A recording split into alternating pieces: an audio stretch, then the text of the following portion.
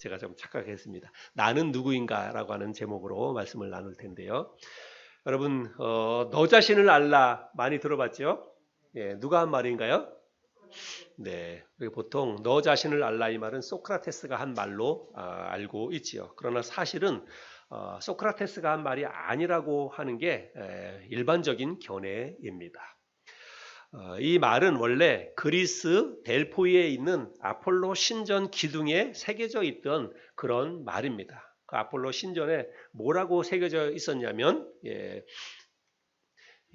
그노티 세 아우톤, 이게 헬라 말인데요. 이 말이 그노티 세 아우톤이라고 하는 말입니다. 그노티라고 하는 이 말은 알라라고 하는 동사예요. 알라. 그리고 세라고 하는 건 너라고 하는 뜻이고 아우톤이라고 하는 것은 자신을 이런 뜻입니다. 그래서 알라, 너 자신을 이 말입니다.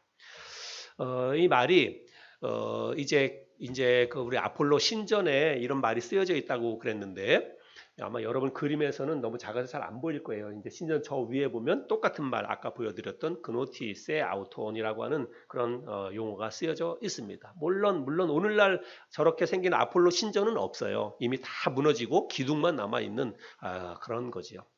그런데 그리스 지방에 지금도 가보면 돌이나 혹은 뭐 이렇게 벽화나 혹은 뭐 유리 스테인드 글라스나 이런 데에 저 단어가 많이 쓰여 있다고 합니다. 저 단어가 그노티세 아우톤이라고 하는 그런 말이잖아요. 그 단어거든요. 그노티세 아우톤이라고 하는 그런 단어입니다. 그래서 이거는 알라, 너 자신을 그런 뜻이고요. 그 다음에 이 말이 라틴어 말로 이제 여기는 지금 라틴어 말로 쓰여져 있는데요. 라틴어 말로는 어떻게 쓰여자면 노스케 테 입숨이라고 하는 단어가 쓰였습니다. 여기 이제 글씨가 쓰여져 있는데 노스케 테 입숨이라고 쓰여져 있습니다. 똑같이 너 자신을 알라라고 하는 그노티세 아우톤이라고 하는 그런 말이 라틴 말로 노스케 테 입숨이라고 하는 그런 뜻입니다. 우리가 보통 너 자신을 알라 이렇게 이야기할 때 우리가 그거를 이제 어떤 의미로 우리가 받아들입니까? 너 자신을 알라. 그렇게 하면 뭐 주제 파악을 좀 하라. 혹은 뭐 내 꼬라지를 좀 잘 알아라. 물론 그런 뜻으로도 우리가 이해도 하고 그렇게 하죠. 그런데 단순히 철학자들이 너 자신을 알라 이런 말을 할 때 그냥 뭐 주제 파악을 좀 해라. 네 꼬라지를 알아라. 그런 의미로 얘기했을까요? 그보다는 훨씬 더 깊이 있는 의미가 있겠지요. 근데 오늘날에는 이 철학이 별로 인기 있는 학문이 아닙니다. 그러나 성경이 기록될 이 당시만 하더라도 가장 뭐 인기 있거나 또 유명한 학문은 철학 그리고 신학 그런 학문이 굉장히 인기가 있었고 철학과 신학이 특별히 발달된 그 도시는 어디냐면 그리스, 아테네, 로마 이런 데서 철학과 신학이 많이 발달이 됐습니다. 그래서 지금도 이 그리스나 로마나 이런 데 가면 신화가 많이 발달이 되어 있고 그리고 이제 어떤 그 신전 이런 것들이 많이 세워져 있고 그렇지요. 그래서 이 철학을 공부하는 사람들은 필라소피, 철학을 공부하는 사람들은 뭐가 관심이 있냐면 정말 이 지혜를 알고 싶어하는 그런 노력들이 대단했습니다. 그리고 자기들이 깨달은 걸 가지고 이제 자랑을 많이 하는 거죠. 그래서 세상에 과연 누가 가장 지혜로운 사람인가 그런 거에 대해서 관심이 많았습니다. 그런데 공부하는 이 철학자들이 세상에 과연 누가 과연 가장 지혜로운 사람인가 이런 거에 대해서 알고 싶어 해가지고 이 델포이에 있는 아폴로 신전에 가서 물어보는 거예요. 신탁을 한다고 그럽니다. 신에게 물어보는 것이에요.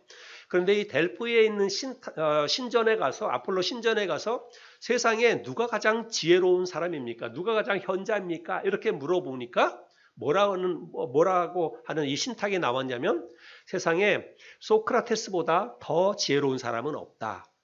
그렇게 이제 대답이 나온 거예요, 신탁이. 그 안에는 이제 뭐 여사제가 있고 그런데 그런 이제 사제가 이제 대답을 하는 것입니다.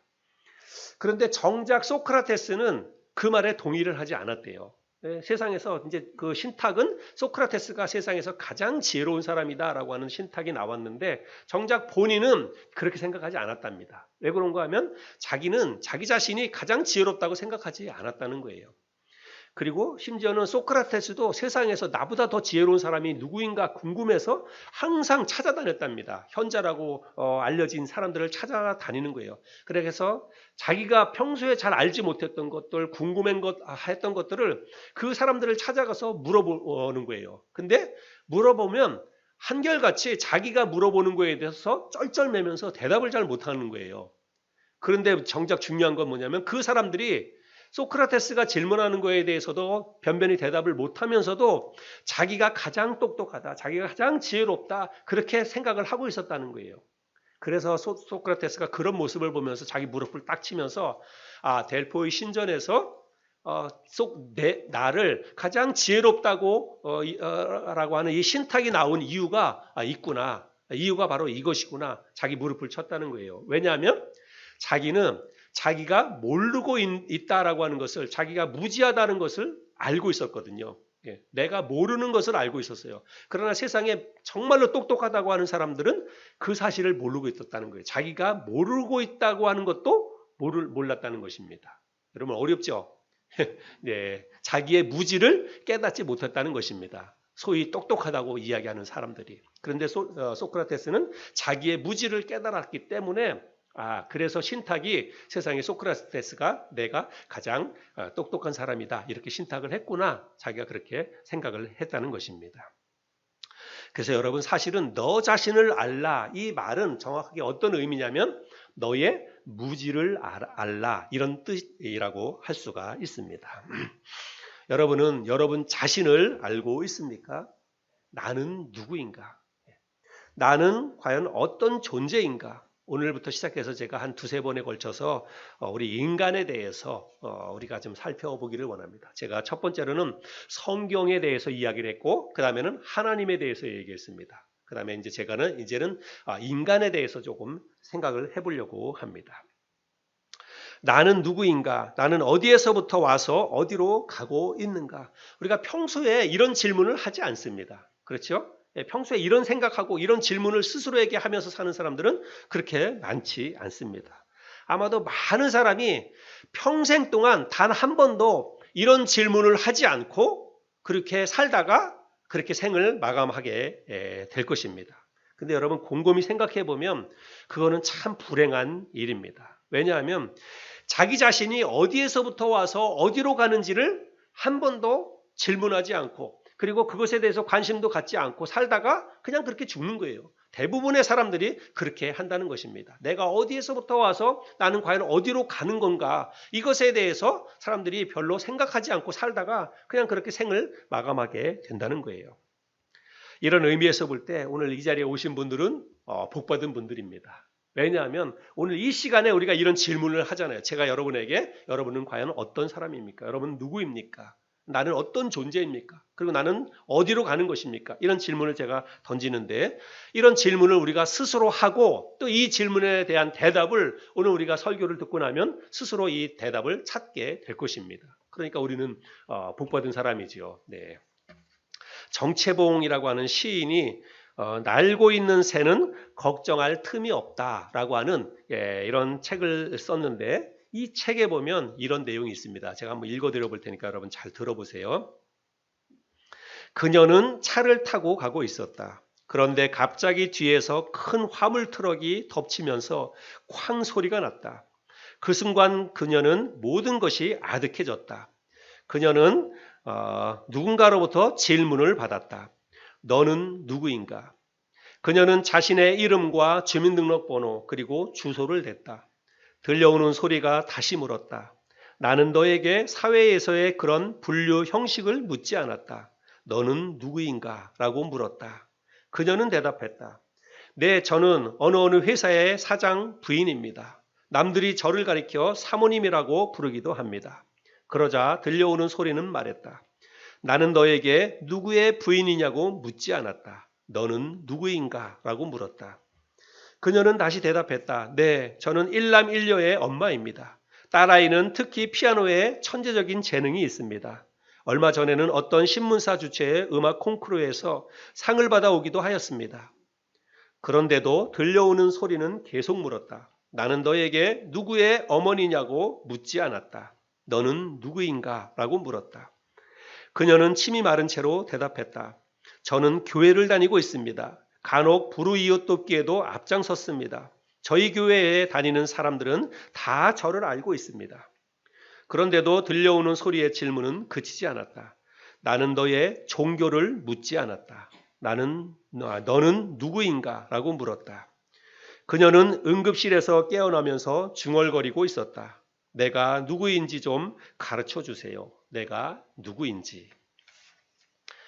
여러분, 우리는 보통 누군가에게 나를 소개할 때 나의 이름을 이야기하고, 나의 나이를 이야기하고, 나의 고향을 이야기하고, 부모를 이야기하고, 직업을 이야기하고, 종교를 이야기합니다. 이런 것들과 연관지어서 나를 소개합니다. 그런데 여러분, 이런 것들은 사실 나를 설명하는 내 주변의 것들이지 내 본질은 아니라고 하는 사실이지요. 여러분 그러면 이런 것들을 모두 빼고 나의 이름을 빼고 나의 나이를 빼고 나의 부모를 빼고 고향을 빼고 종교를 빼고 직업을 빼고 그리고 나서 여러분에게 여러분은 누구입니까? 이렇게 물어본다면 여러분은 뭐라고 대답하시겠습니까? 이런 모든 것을 뺀 상태에서 여러분은 과연 누구입니까? 이렇게 물어본다면 여러분은 뭐라고 대답하시겠습니까? 나는 어디에서부터 와서 어디로 가는가? 이 질문은 인간 본질에 관한 질문입니다. 단순히 나는 누구누구의 부모로부터 태어나서 이 땅을 살다가 죽어서 나는 땅속으로 가지요. 이렇게 대답하는 것은 그거는 유치원생들이나 대답할 수 있는 그런 대답입니다. 오늘 본문 말씀인 시편 139편은 다윗이 기록한 시이지요. 다윗은 이스라엘 역사 속에서 가장 위대한 왕입니다. 가장 지혜롭고 가장 똑똑한 그런 왕이었습니다. 그리고 하나님을 경외하는 믿음도 역시 당대의 최고였습니다. 그런 다윗이 자신이 어디에서부터 왔는지를 다윗은 정확히 깨닫고 알고 있었다는 사실입니다. 다윗은 자신이 다윗의 아버지 이름은 이새이지요. 그러나 다윗은 자기 아버지 이새에 의해서 이 땅에 태어난 것이 아니라 하나님에 의해서 이 땅에 존재하게 되었다라고 다윗은 고백하고 있습니다. 오늘 본문 말씀을 읽었는데 우리 다시 한번 자매님께서 본문 말씀 13절부터 16절까지를 한번 읽어주시길 바랍니다. 주께서 내 내장을 지으시며 나의 모태에서 나를 만드셨나이다. 내가 주께 감사하옴은 나를 지으심이 심히 기묘하심이라. 주께서 하시는 일이 기이함을 내 영혼이 잘 아나이다. 내가 은밀한 데서 지음을 받고 땅의 깊은 곳에서 기이하게 지음을 받은 때에 나의 형체가 주의 앞에 숨겨지지 못하였나이다. 내 형질이 이루어지기 전에 주의 눈이 보셨으며 나를 위하여 정한 날이 하루도 되기 전에 주의 책에 다 기록이 되었나이다. 네. 이것은요 다윗의 단지 믿음의 고백이 아닙니다. 다윗은 시편 139편 이 말씀을 기록하기 전에 아마도 틀림없이 나는 과연 누구인가? 나는 과연 어떤 존재인가에 대해서 끊임없이 그는 고민을 했을 것입니다. 계속해서 고민하고 그렇게 고민한 끝에 그가 찾아낸 결론이 바로 이 시편 119편 우리가 오늘 읽었던 이 본문의 말씀입니다. 나는 도대체 어디에서부터 왔으며 어디로 가는가? 그래서 이 질문을 스스로에게 던지고 마침내 자기 자신을 오늘날 이 땅에 존재하게 한 것은 나의 아버지 이새가 아니라 하나님에 의해서 내가 이 땅에 존재하게 되었다라고 하는 사실을 깨닫고 그렇게 고백한 것이 오늘 우리가 읽었던 본문의 말씀이라고 하는 사실이지요. 이것은 실로 놀라운 발견이 아닐 수가 없습니다. 여러분 지식과 문명이 발달한 오늘날에도 많은 사람이 이 질문에 대해서 답을 찾지 못하고 있습니다. 아니 어쩌면 질문조차 하지 않고 살아갑니다. 그런데 다윗은 그 옛날에 이미 이런 질문을 스스로에게 했고 이 질문에 대한 대답을 스스로 찾았다는 거지요. 제가 예를 들어서 한번 설명을 해보겠습니다. 여기 저희 딸 유리도 있고 저희 아들 다우리도 있습니다.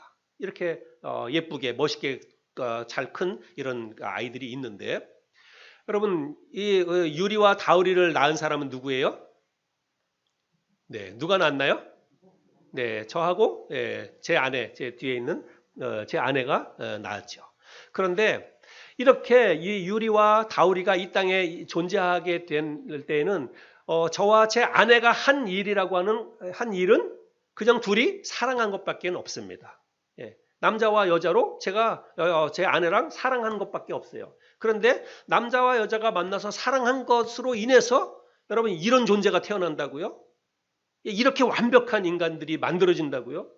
여러분 이 땅에 존재하는 모든 우리 유리와 다우리뿐만이 아니라 여기 계시는 모든 분들은 사실은 부모를 통해서 이 땅에 태어났지만 부모는 그저 사랑한 것 이외에 아무것도 한 게 없습니다. 이렇게 완벽한 인간을 사람이 만들어낸다고요? 여러분 이거는 아니에요.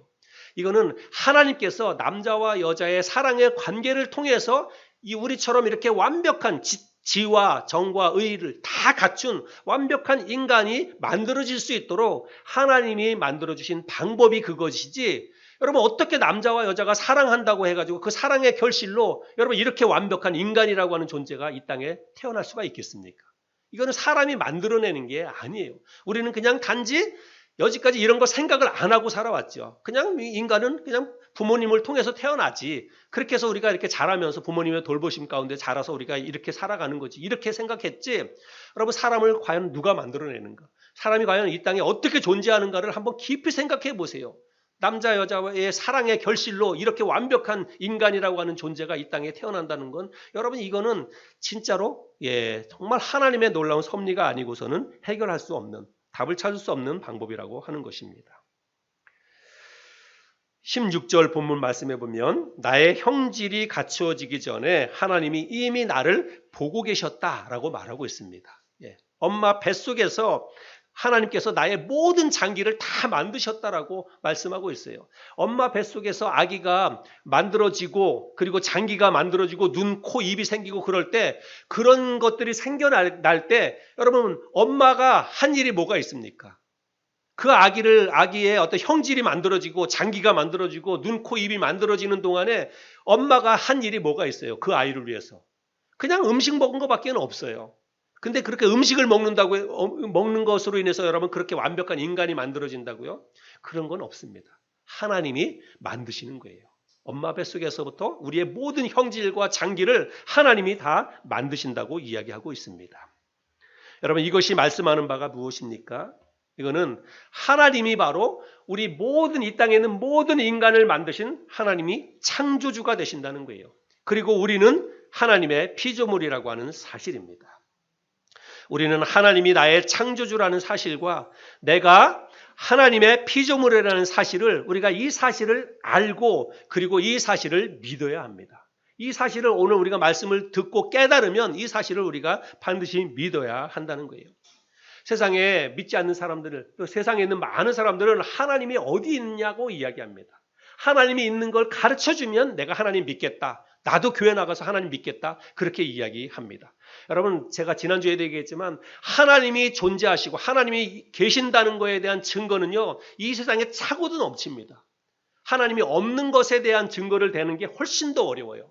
하나님이 이 땅에 존재하고 계신다. 하나님이 살아계신다라고 하는 그 증거를 저한테 대라고 하면 저는 수도 없이 많은 것들을 그 증거를 낼 수 있습니다. 여러분 단 한 가지만 오늘 우리가 인간에 대해서 얘기하니까 여러분 인간의 존재 하나만 보더라도 여러분 이거는 하나님이 계신 것에 대한 증거가 확실하다는 거예요. 저와 여러분 같은 이렇게 완벽한 인간, 우리가 완벽하다 그래서 제가 잘나고 똑똑한 그걸 얘기하는 게 아닙니다.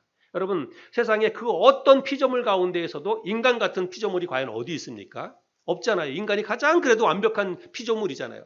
그런데 이렇게 완벽한 인간 이 피조물이 여러분 어디에서 생겨났는가? 어느 날 갑자기 하늘에서 뚝 떨어졌습니까? 아니면 우리가 옛날에 학교에서 배웠던 것처럼 그냥 하등 동물이 원숭이가 점점 이렇게 변화돼가지고 진화돼가지고 우리 같은 이렇게 완벽한 인간이 된 거예요? 그거를 믿으라고요? 여러분 정말 그거를 믿는 것은 그야말로 미신입니다. 그래서 우리 인간의 존재 하나만을 보더라도 부모를 통해서 이 땅에 태어났다는 것은 맞지만 여러분 부모의 사랑 단지 그 관계를 통해서만 이렇게 완벽한 인간이 만들어진다는 것은 여러분 이거는 정말 어려운 일입니다. 그건 있을 수 없는 일이에요. 하나님께서 만드신 방법이 그거예요. 남자와 여자와의 이 관계를 통해서 이렇게 이 땅에 모든 인간이 존재하도록 하나님이 이런 방법을 도안해내셨고 그 방법을 통해서 우리가 이 땅에 존재하게 된 것입니다. 그 방법을 만들어내신 분 자체는 바로 하나님이라고 하는 사실이죠. 우리는 모두 하나님의 피조물이라는 사실을 깨닫고 그 사실을 믿어야 합니다.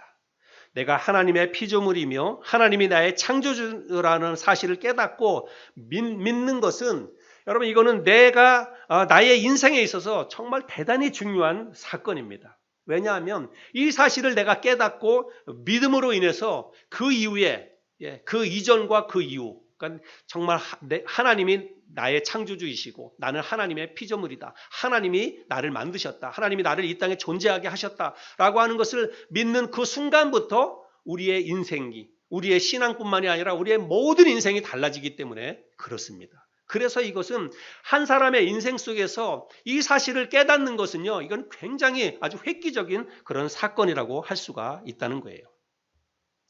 어떤 사람들은 예수 믿고 신앙생활하는 것을 그저 단지 자신의 종교를 이제는 내가 기독교로 정했다. 그 정도로만 생각을 합니다. 예수 믿고 신앙생활하는 것을.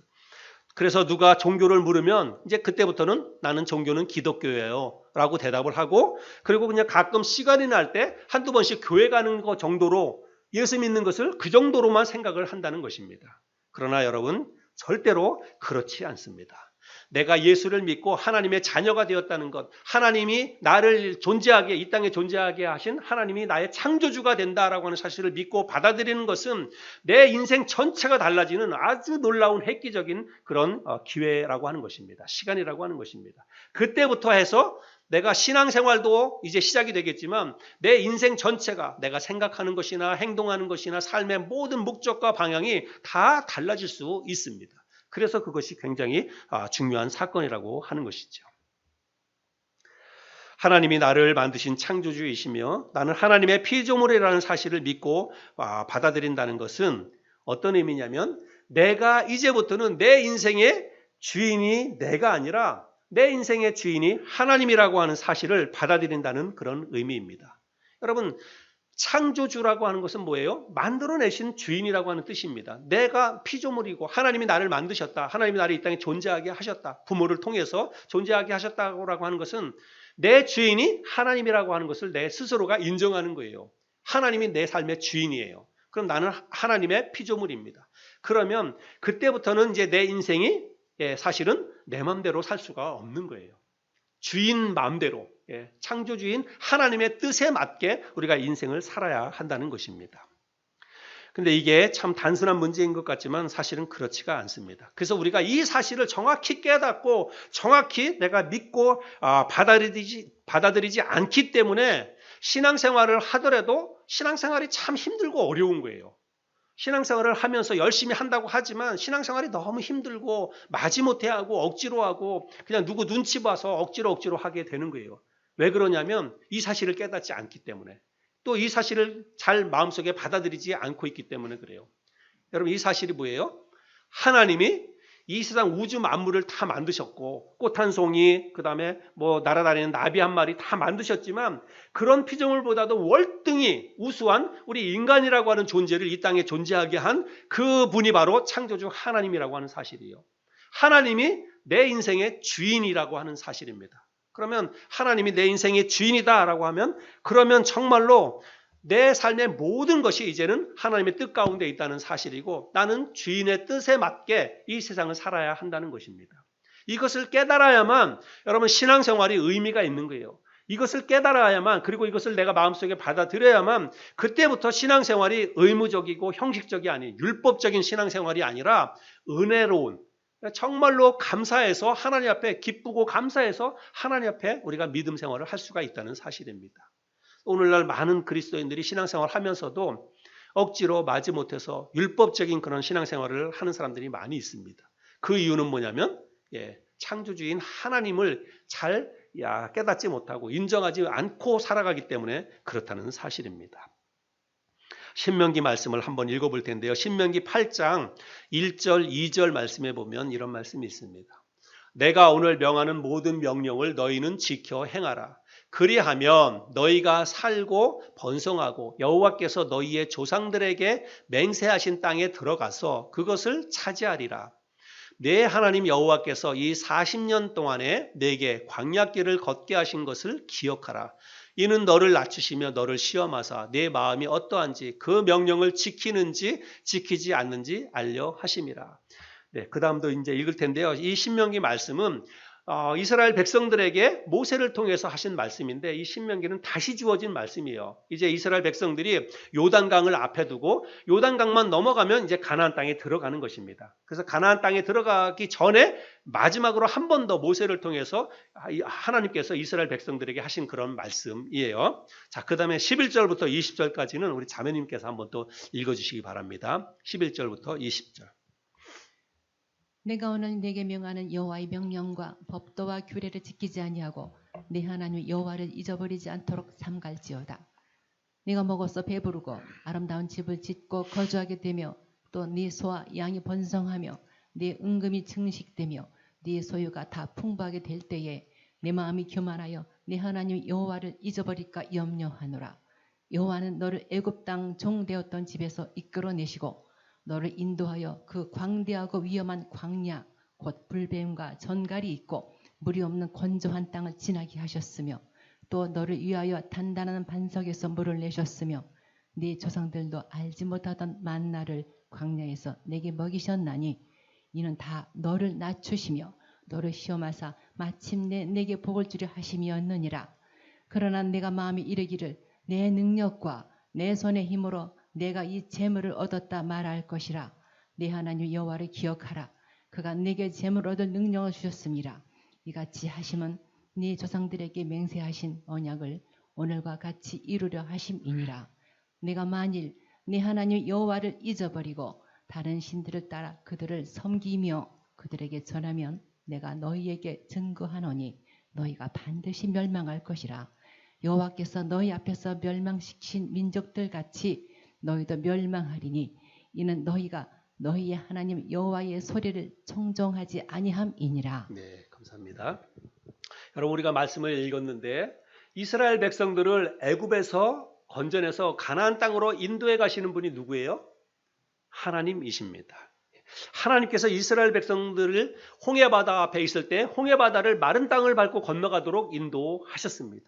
그리고 광야를 지나서 이제 이스라엘 백성들이 가나안 땅을 차지하게 될 텐데 여러분 그 모든 일들이 그들이 애굽을 떠나와서 홍해바다를 건너고 그리고 광야를 다 무사히 건너가서 그리고 가나안 땅에 들어가서 그 땅을 정복하고 차지하고 이런 모든 일들을 여러분 그 이스라엘 백성들의 힘과 능력으로 그 모든 일들을 이루어낸 것입니까?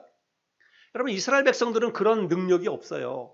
430년 동안 종살이하던 사람들입니다. 그들에게 무슨 무기가 있으며 무슨 능력이 있고 전쟁을 해본 경험이 있습니까? 아무것도 갖춰주지 않은 그런 사람들입니다. 그런데 그들이 결국은 그 약속의 땅, 젖과 꿀이 흐르는 가나안 땅에 들어가서 12지파가 땅을 나누고 그 땅을 기업으로 이뤄서 이제 그들이 살게 될 것입니다. 앞으로 이제 그렇게 살게 될 거예요. 오늘 신명기 말씀까지만 보면. 그런데 그들이 그런 모든 과정을 이루어내는 데 있어서 그들이 한 일이라고는 아무것도 없어요. 그냥 하나님이 가라고 하면 가고 하나님이 멈추라 하면 멈추고 그것밖에 없습니다. 그런데도 불구하고 그들이 그와 같이 엄청난 그런 어떤 삶의 결과물들을 얻어내게 되었다는 것입니다. 하나님께서 역사하시고 하나님께서 그들에게 은혜를 베풀어 주셨기 때문에 그 모든 것들을 그들이 누리게 될 수 있다는 것이죠.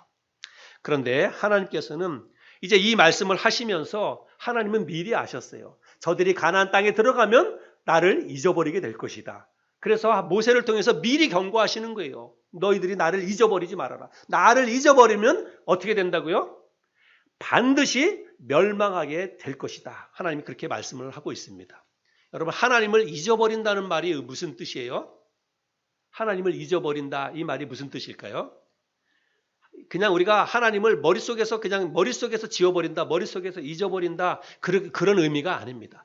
하나님을 잊어버린다 이 말은 뭐냐면요. 그때부터는 내가 주인이 되어서 내 인생을 내가 선택하고 내가 결정하고 산다는 거예요.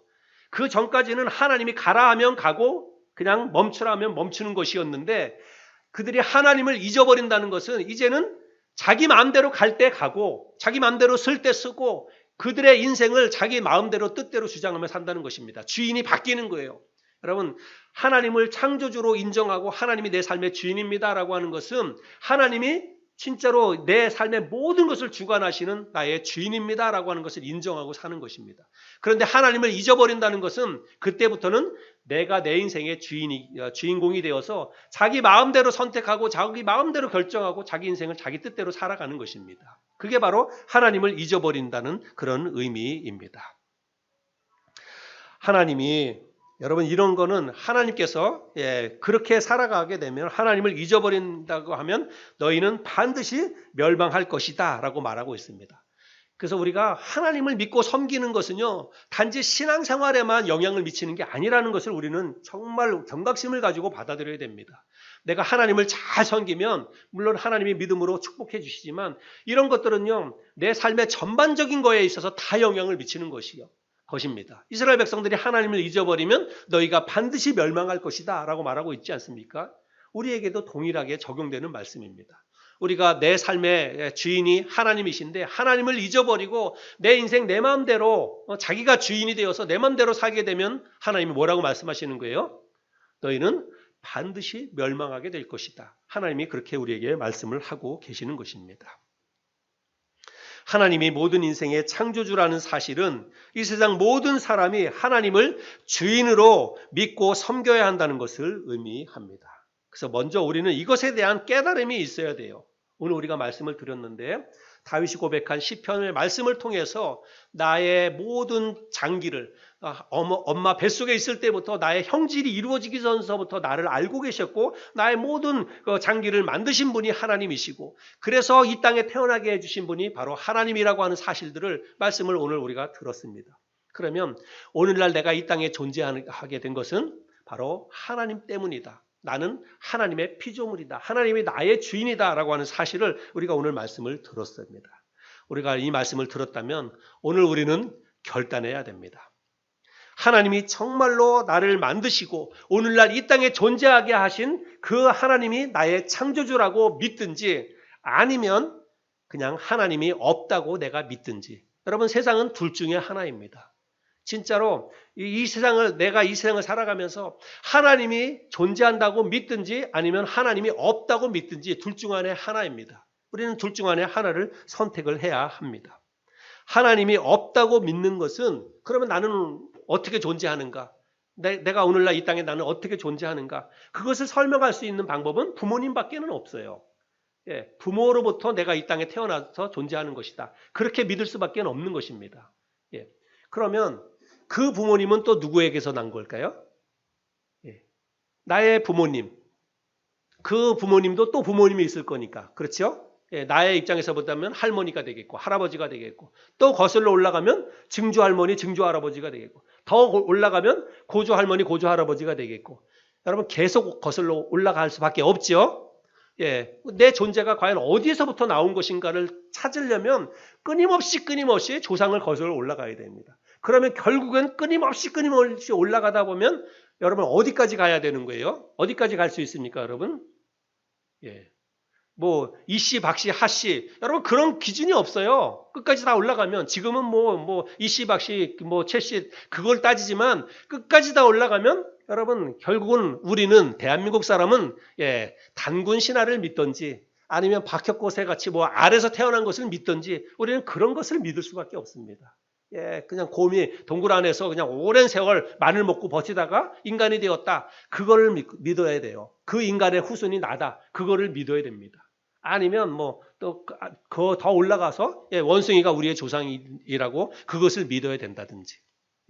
하나님이 없다라고 믿으면 우리는 우리 인간의 존재를 생각을 안 해서 그렇지 여러분 생각을 하셔야 돼요. 이건 철학자들만 하는 게 아니라 우리 인간의 본질, 우리 인간은 과연 어디서부터 온 존재인가를 따지고 생각을 해보면 끊임없이 우리가 거슬러 올라가야 되는데 올라가서 묻다가 보면 결국은 어떤 신화를 믿을 수밖에 없는 거예요. 하나님의 존재를 제외하면 신화를 믿을 수밖에 없는 것입니다. 그 신화라고 하는 거는 각 나라마다 다 다른데 어떤 나라는 아래에서 태어났다 그러고 어떤 우리나라 같은 경우에는 곰의 후손이다 그러고 이렇게 이야기하지 않습니까? 여러분 그거를 믿으시든지 그거를 믿는 게 더 과학적이고 더 진짜 또 어떻게 보면 신뢰할 만한 것이라면 그것을 믿어야 됩니다. 그러나 오늘 우리가 말씀을 들었다시피 다윗이 고백하는 것처럼 그 잘나고 똑똑하고 위대한 이스라엘의 왕이었던 다윗이 나는 나의 형질이 만들어지기 전서부터 하나님이 나를 아셨고 하나님께서 엄마의 뱃속에 있을 때부터 나의 모든 장기를 만드셨다. 그래서 하나님에 의해서 내가 이 땅에 존재하게 되었다. 다윗이 고백하는 것처럼 우리도 하나님께서 부모의 이 관계를 통해서 부모의 사랑을 통해서 나를 이 땅에 존재하게 해주셨다라고 우리가 그것을 믿고 나의 창조주가 하나님이시다라고 믿고 받아들이든지 둘 중 안에 하나를 우리가 선택을 해야 한다는 것입니다. 에베소서 1장에 보면 이런 말씀이 있습니다. 에베소 1장 3절부터 6절에 보면 찬송하리로다 하나님 곧 우리 주 예수 그리스도의 아버지께서 그리스도 안에서 하늘에 속한 모든 신령한 복을 우리에게 주시되 4절 곧 창세전에 그리스도 안에서 우리를 택하사 우리로 사랑 안에서 그 앞에 거룩하고 흠이 없게 하시려고 그 기쁘신 뜻대로 우리를 예정하사 예수 그리스도로 말미암아 자기의 아들들이 되게 하셨으니 이는 그가 사랑하시는 자 안에서 우리에게 거저 주시는 바 그의 은혜의 영광을 찬송하게 하려는 것이라. 이 말씀 읽었던 말씀을 보면 하나님께서 창세 전서부터 우리의 존재를 알고 계시고 우리가 이 땅에 태어날 수 있도록 하나님은 미리 다 그 결정을 하고 계셨다라고 말씀하고 있습니다. 그래서 하나님께서 창세 전서부터 우리를 계획하시고 그리고 때가 되어서 우리를 이 땅에 태어나도록 하나님이 그렇게 역사를 해 주셨다는 것입니다. 그리고 나서 우리가 이 땅을 살아가는 동안에 나중에 예수 그리스도를 통해서 하나님께서 우리를 당신의 영적인 당신의 아들로 우리를 삼아주셨다라고 말씀을 하고 있습니다. 여러분 지금 이렇게 말씀드린 이런 모든 것이 인간의 본질에 관한 존재에 관한 이런 기원을 이야기하고 있는 것입니다. 성경에서 말하고 있는 인간의 기원, 나는 누구인가? 과연 나는 어디에서부터 왔는가라고 하는 것에 대한 이 질문의 해답이 바로 우리가 금방 읽었던 이 에베소서에 있는 말씀처럼 하나님이다라고 이야기할 수 있습니다. 또 고린도서 5장 17절에는 우리가 잘 아는 말씀이 있습니다. 그런 중 누구든지 그리스도 안에 있으면 새로운 피조물이라. 이전 것은 지나갔으니 보라 새 것이 되었도다. 그리스도 안에서 우리가 하나님의 자녀로 새로운 피조물로 되었다라고 말하고 있습니다. 오늘은 나는 누구인가라고 하는 다소 좀 철학적이기도 하고 어려운 주제에 대해서 말씀을 드렸습니다. 근데 이 질문은 사실은 공부 많이 하는 철학자들이나 특별한 사람들만 관심을 갖는 그런 주제가 아닙니다. 이 땅에는 모든 사람이 한 번쯤 깊이 생각해야 되는 그런 질문입니다. 이 땅에 있는 모든 사람은 다 하나님의 피조물입니다. 예수 믿는 사람이든 믿지 않는 사람이든 다 마찬가지예요. 모든 인간은 모두가 다 하나님의 피조물입니다. 그런데 단지 사람들이 그 사실을 깨닫지 못하거나 혹은 그 사실을 믿지 않거나 그렇기 때문에 하나님과 상관없는 삶을 살아가고 있는 것이죠. 오늘 우리는 이 사실을 들었습니다. 그리고 이 사실을 듣고 여러분도 마음속에 깨달음이 있다면 오늘 내 인생의 주인을 확실히 할 수 있기를 바랍니다. 내 삶의 주인은 내가 아니라 나를 만드신, 나를 이 땅에 보내신 하나님이다라고 하는 사실들을 마음속에 여러분 확실하게 새겨둘 수 있기를 바랍니다. 하나님이 나를 창조하신 창조주이시며 나는 하나님의 피조물. 그래서 내 인생의 주인이 내가 아니라 나를 만드신 창조주 하나님이다라고 여러분이 믿으신다면 이제부터 우리는 하나님의 뜻을 물으며 살아야 됩니다.